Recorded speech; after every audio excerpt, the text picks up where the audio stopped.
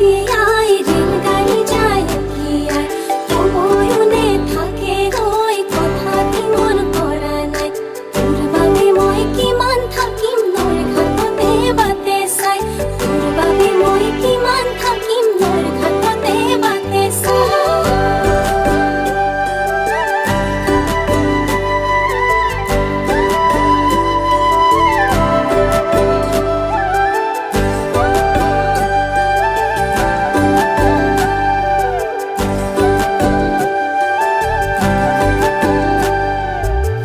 কঁকালৰে Gaga কৰি